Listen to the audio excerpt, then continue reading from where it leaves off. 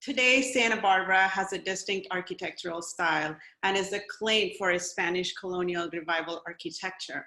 But it was not always the case. At the beginning of the 20th century, Santa Barbara was like most cities and towns in the United States, with worn out, shabby buildings, dusty streets, and non-existent landscaping. So how did Santa Barbara transform itself into this beautiful Spanish town? Bob and I researched this to understand how it all happened. I focused on the history of our Spanish architecture and how different architectural styles evolved over time in Spain and its colonies, while Bob focused on why we chose this particular style, the people that worked towards bringing about this change, and how it all came about after the 1925 earthquake. So to begin with, what is Spanish architecture? Today's Spanish architecture refers to the architecture carried out in any area of what is now Spain and by Spanish architects worldwide.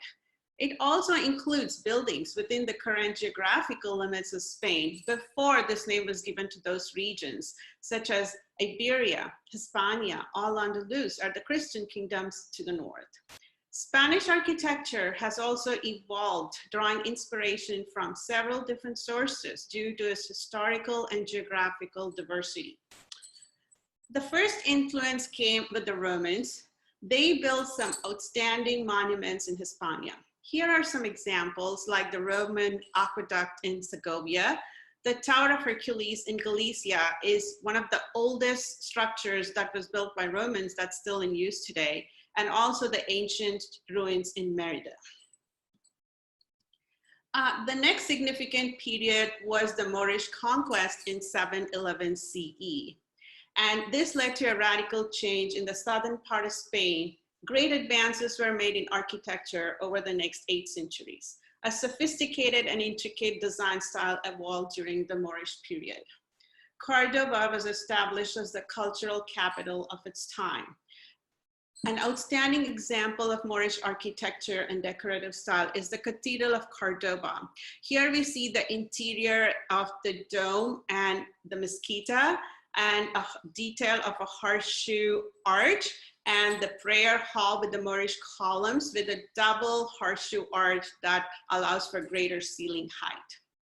While the Moorish conquest and occupation was going on in the south, the Hispanic Christian kingdoms of the Iberian Peninsula started developing their own style in the 11th and 12th centuries.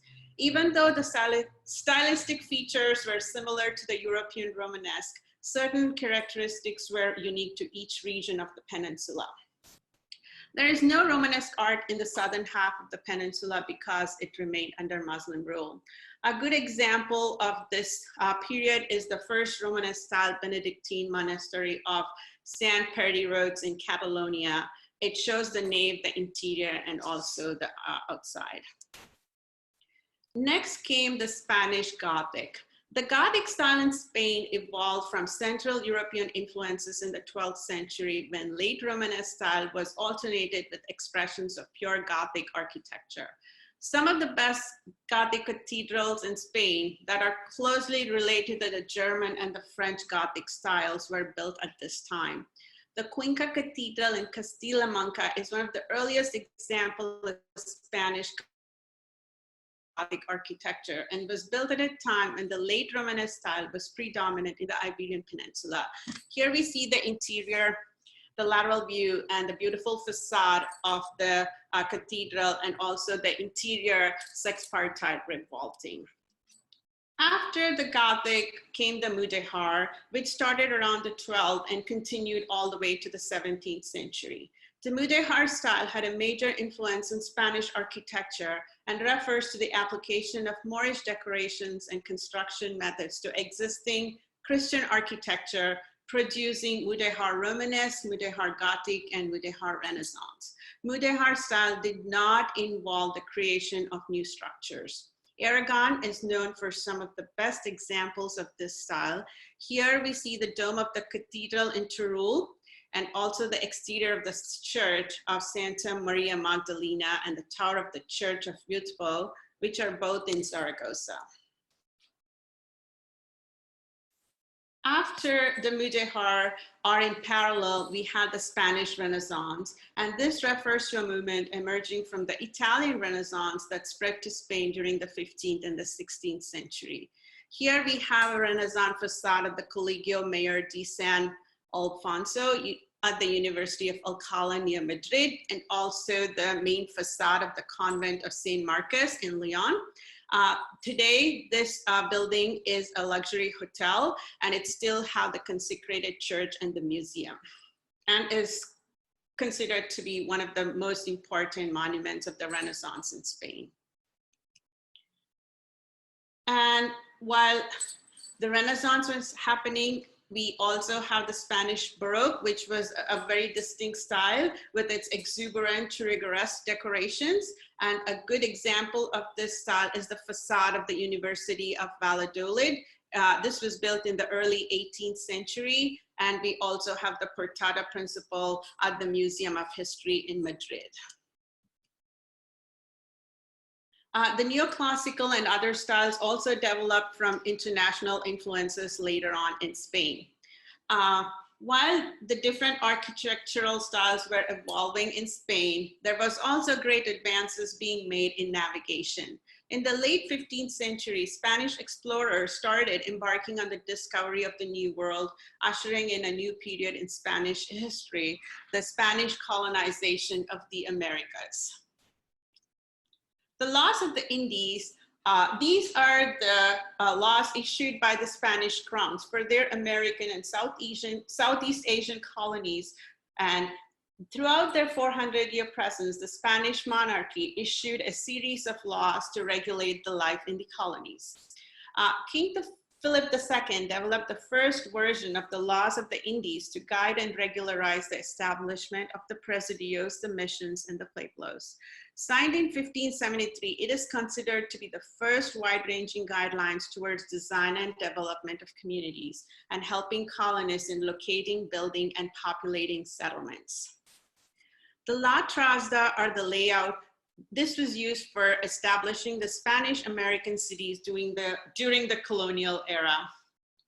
It revolved around a central plaza or a town square with radiating streets. The church, the cabildo, or the town council building, the principal businesses, and the residences of the civil and religious officials were all located around the plaza, and people of higher social status lived closer to the center of town, the center of the political, social, and economic power. Radiating from the main square were streets at right angles, a grid that could extend as the settlement grew. As these colonists settled in their colonies, new architecture evolved, and the Spanish colonial influence on the New World and the East Indies was represented by Spanish colonial architecture. As the cities and towns developed, the colonists were copying the architectural style of the buildings in Spain. The Spanish colonial architecture, as it became known, dominated the early Spanish colonies of North and South America. This style was marked by the contrast between simple, solid construction demanded by the environment and the Baroque ornamentation that was being exported from Spain. Spanish colonial architecture in Mexico, or New Spain. Mexico, or New Spain, was the center of the Spanish colonial empire and also the richest. It has some of the best colonial era architecture. The historic center of Mexico City is a mixture of architectural styles from the 16th century to the present. Here, I have a picture of the Church of St. Domingo and its interior at Oaxaca, and also the Metropolitan Cathedral in Mexico City. What is unique about this cathedral is it was built over a period of 150 years. Starting in 1563, it went all the way to 1813. So there were like many different styles incorporated into the design and building of this cathedral, including the Renaissance, the Baroque, and the Neoclassical. And the interior is mostly Baroque. The next style that became popular in Mexico was the Mexican churrigueresque. This evolved around the late 17th century and continued all the way to mid 18th century, and it was very popular in Mexico. Some of the buildings that were built around that time were in the ultra Baroque style, as you can see, and it had very elaborate ornamentation. And the Cathedral Basilica of Zacatecas and Sagrario Metropolitanos. Next came the expansion of the Spanish colonial empire into Alta California. Interest from other European nations, along with the Russian occupation of Alaska and the fur trading, forced the Spanish monarchy to extend its empire northwards into Alta California. A series of 21 missions were established as part of this expansion between 1769 and 1833. The missions were built by the Catholic priests of the Franciscan order and stretched between Mission San Diego de Alcala in the south to Mission San Francisco de Solano to the north. A typical mission layout, as you can see, has the church, the sleeping quarters of the padres, the workshops, the kitchen, as well as the storerooms. There is also a water source in the middle of the courtyard with the Indian settlement outside, irrigation ditches, and also the location of the mission is pretty close to a water source. The design of the missions, the limited availability of building materials and skilled labor significantly influenced the design of the Alta California missions. Mission designs were simple with enclosed courtyards, adobe walls, limited fenestrations, low pitched roof with projecting wide eaves, and non-flammable clay roof tiles. Exterior walls were coated with white stucco or plaster, which along with the side eaves shielded the adobe brick walls from rain. There were also long exterior arcades supported by thick arches supported by piers and bell gables, and some of the more prosperous missions had the Baroque gables. The historic significance of the mission: some of the oldest cities developed around or near the missions, for example, San Francisco and San Diego. The mission lands were divided into land grants later on, and they became many of the ranchos of California. The mission legacy: the surviving mission buildings are the oldest and the most visited historic monuments and an inspiration for the mission revival architecture. The 1893 World Columbian Exposition in Chicago was an important milestone. The mission revival style was first seen here. A. Page Brown's California State Building at the 1893 Columbian Exposition was one of the earliest designs in what became known as the mission revival style. Its architecture was in the style of the old California mission. Brown incorporated mission details such as the red tile roof, domed bell towers, churrigueresque stars, scallop gables, and stucco walls to represent an emerging California identity. The mission revival style was popular between 1893 and 1917 and was used in numerous residential, commercial, and institutional structures. The city beautification movement, it evolved from the White City of the Chicago World Columbian Exposition, and it is credited for ushering in the city beautiful movement and planting the seeds of modern day city planning. It was a progressive social reform movement resulting from the poor living conditions in major cities and was originally associated with Chicago, Cleveland, Detroit, and Washington, D.C. It's also credited for the construction of monuments and influenced urban planning throughout the 20th century. The Spanish colonial revival style is an architectural style that emerged in the early 20th century based on the Spanish colonial architecture of the Spanish colonization of the Americas. Architects Bertram Goodhue and Carlton Winslow are credited with popularizing this style during the 1915 San Diego, Panama, California exposition. The Spanish colonial revival movement enjoyed its greatest popularity between 1915 and 1931 and became the dominant historical regional style in California.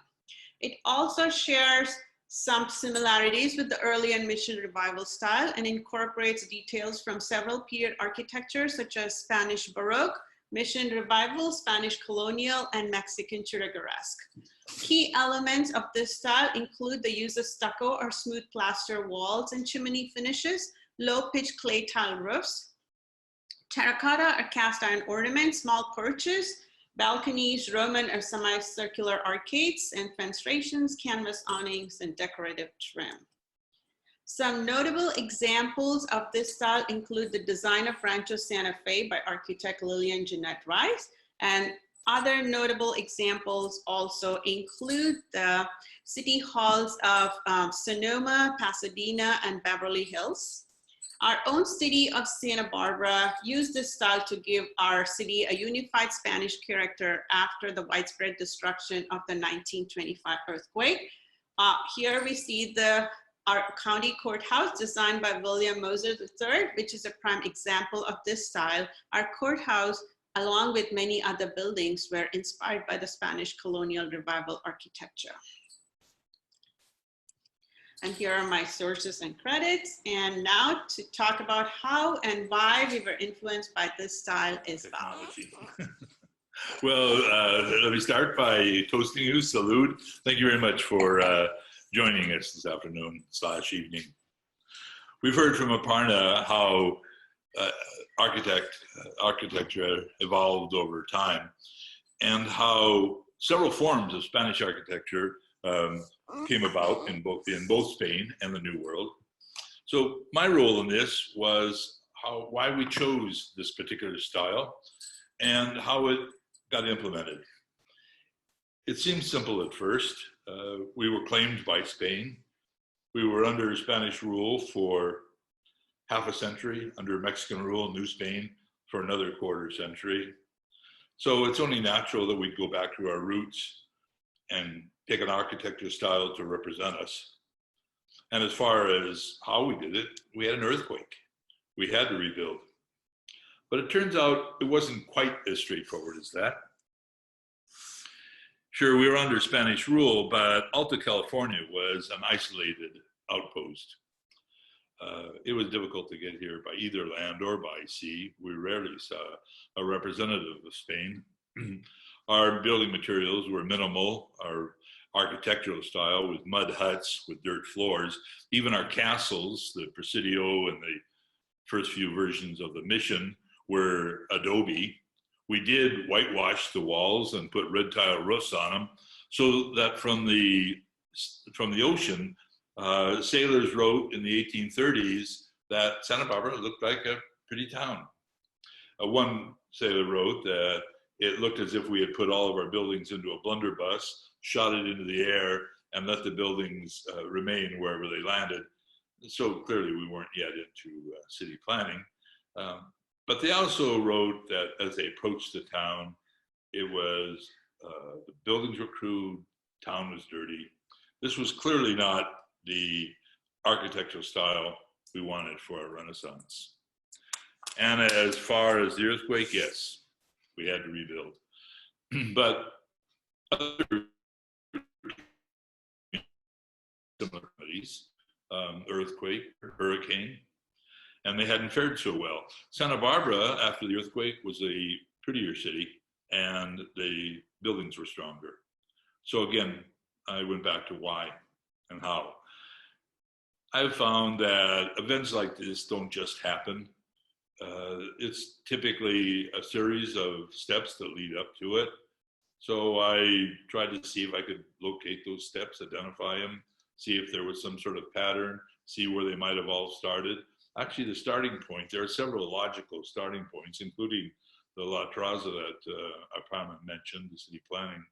But the one I like best is in 1876. By that time, several events had happened in Santa Barbara that I think gave us a platform for our transformation. A few years earlier, John Stearns had completed his wharf, 1,500 feet out into the ocean, far enough that ships could dock even at low tide, and passengers could step off in comfort and product could be loaded and unloaded efficiently. Before that, ships would anchor miles off our coast, put people and product into open tenders, row them through the waves and through the surf, commonly overturning when they got to the beach.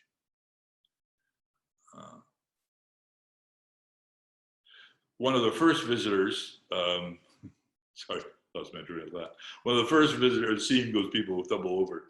I also meant to mention, and lumber, if lumber had been ordered, it was tossed into the ocean and herded into the shore like a flock of sheep. Often when it got to the surf, it would disperse and break up on the rocky beach. And so the owner of the lumberyard would be forced to walk up and down the beach collecting the remnants of his order of lumber. And his name was John Stearns. Good motivation for building a wharf.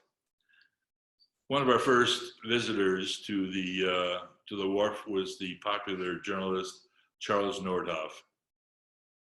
The Transcontinental Railroad had been completed a few years before that, tying New York to the Bay Area. And they wanted people to fill those cars, taking the train. So they hired Nordhoff to write about how fun and exciting it was to take the train to California. And he did, really nice articles with lovely illustrations. He said at one point, you can visit a foreign country without even leaving the United States.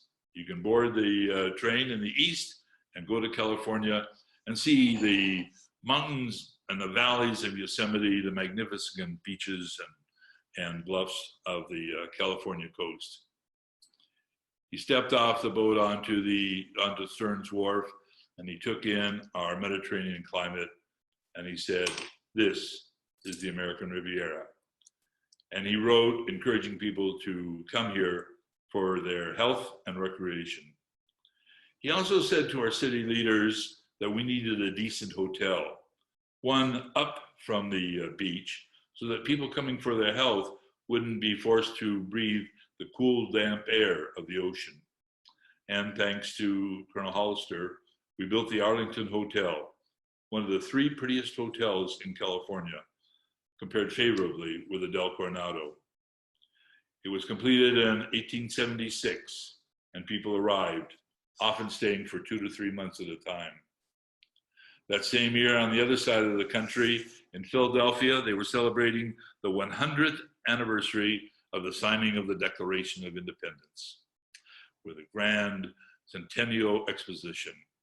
They also put forth the notion that we could have a single architectural model that would represent all of the United States. Not surprisingly, the model they suggested was Colonial Gothic, which fit well with New England. But the rest of the country wasn't interested in that. We had too many different conditions. In California, it was put forth the idea that maybe we'd have a Western model that would pair with the Eastern model. And the informal leader of that movement was Charles Fletcher Loomis, who was then city editor of the LA Times and an advocate of Western architecture. He and his friends started the California Landmarks Club in order to preserve some of the remaining missions. By that time, many of our missions had deteriorated, some to the point where all you could see would be foundations and remnants of walls. And the Landmarks Club and other organizations began to do what they could to preserve and restore these missions. At the same time, a cadre of Western artists embraced the plein air movement, painting outside where you can see the nuances of the changes of the light. And the missions were perfect subject for them. They had what Dana would refer to as decayed grandeur. So with one of the artists, Edward Deacon, painted all 21 of the missions, both in watercolors and in oils. The 21 watercolors are in the collection of the Historical Museum here in Santa Barbara. The oils are in the collection of the Old Mission in Santa Barbara and the archives. So with this exposure of these mystical images by the artists, and with the work of restoration and preservation of the missions, features of the missions began to appear in current construction. One of the most outstanding was the Riverside Mission Inn, designed by A.B. Benson, who was a friend of Loomis and a member of the Landmarks Club. About that time, they were planning for the Columbian Exposition in Chicago, commonly called the Chicago World's Fair that Aparna mentioned. And the underlying motivation there was a way to handle the harshness that industrialization was imposing on American citizens, feeling that a beautiful city and exposure to the arts would not only give our citizens a nicer place to live, but would make their actions a little more refined. And this was the beginning of the city beautification movement. As Aparna mentioned, California had a building in that beautiful city, and over some objections, it was designed in what would become called the Mission Revival style, combining mission features with the Romanesque flavor. It was very popular and inaugurated the Mission Revival, giving it some credibility as an architectural style. In further support of this nostalgic look backward was a romance novel written by Helen Hunt Jackson, Ramona, about a woman who, of a Scottish Native American heritage, who lived in the remaining days of the Mexican era. This fantasy described the era where the Indians and the Mexicans lived harmoniously, often in these big Spanish haciendas on large ranches. And people reading that longed for this quieter, simpler life. They were already feeling the pinch of industrialization on their earlier values. And this was represented well by the haciendas and by the old missions. So in Southern California, we began building homes in this Mission Revival style. Old Spanish haciendas in Santa Barbara. We had 5 built for William Crocker that still exist. And then the one on the end with the bronze dog is still an excellent example of Mission Revival homes. By this time, the railroads had completed a line through the south to California, through New Mexico and Arizona. And again, they needed people to fill those cars.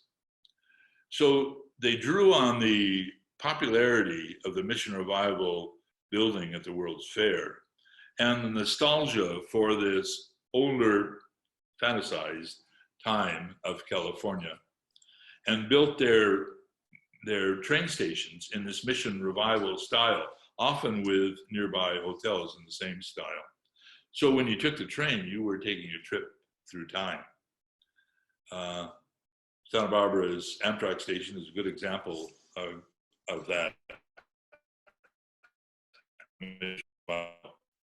We had elaborate examples that got destroyed. The Potter Hotel by fire, and the second Arlington Hotel by earthquake. After a while, architects who had been trained in the traditional style tired of this fairly simplistic Mission Revival Mission Revival with simple straight lines, squat look, random decorative features.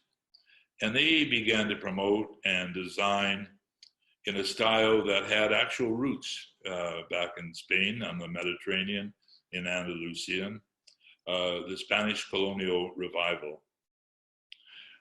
Homes were built in Southern California in this style, but it was the exposition that Aparna mentioned that really was the flashpoint. Honoring the opening of the Panama Canal in 1915, all the buildings were built in the Spanish colonial style, although some were very heavily ornamented with this Keurig-esque ornamentation. But it really appealed to Southern California. In 1920, a group of Santa Barbara citizens, building on the city beautification movement, established the Community Arts Association with an arm for music, one for drama, and one for allied arts. They bought and restored the Libero Theater, and then in 1922, they added a fourth arm, Plans and Planning Committee, with Bernard Hoffman as chairman and secretary, Miss Pearl Chase. When Bernard Hoffman and his wife Irene arrived in Santa Barbara, they were impressed with the old adobes that we had and felt they should be nurtured in order to maintain our heritage. They first hired James Osborne Craig to build their home in this newly evolving Spanish style. And then they had him restore the Casa de la Guerra, the Casa Grande, back to its original elegance. It had deteriorated significantly. And then they built another Spanish complex right behind it with offices, studios, stores, restaurants, El Paseo. But Hoffman and Chase knew that just random individual buildings weren't going to accomplish their goal of a Spain in America. To do that, they needed an infrastructure, and to do that, they needed planning. So they went about emphasizing the city planning.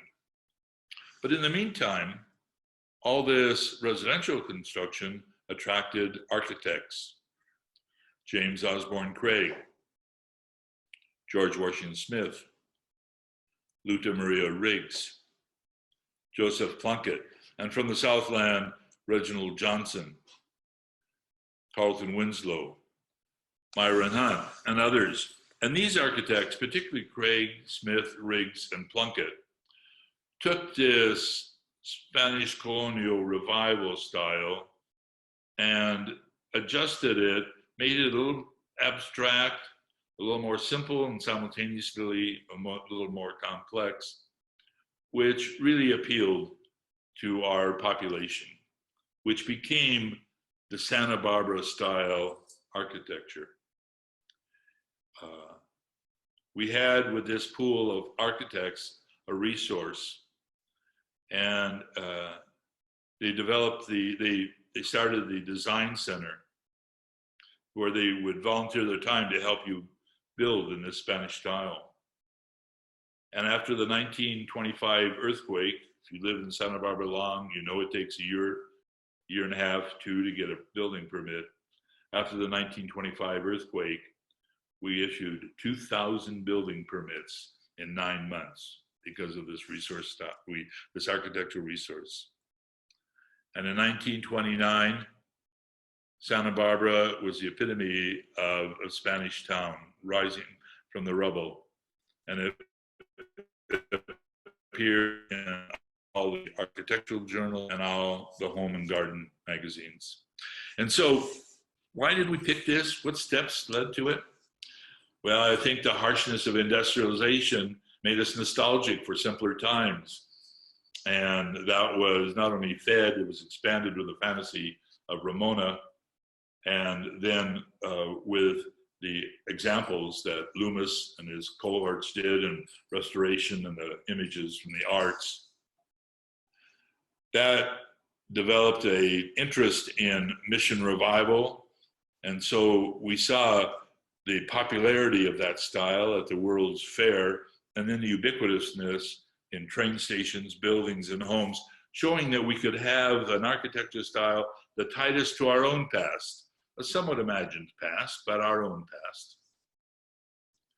And then that 1915 San Diego Exposition, it really showed us what a town could look like with this kind of style architecture. And our local architects were able to put a nuance onto this to make it a little more abstract, which appealed to our population, so that we came up with what I think can legitimately called, although it's sometimes questioned, the Santa Barbara architectural style. And how did we do it? It started with that city beautification movement, although that was already built on city planning, going back again to La Traza.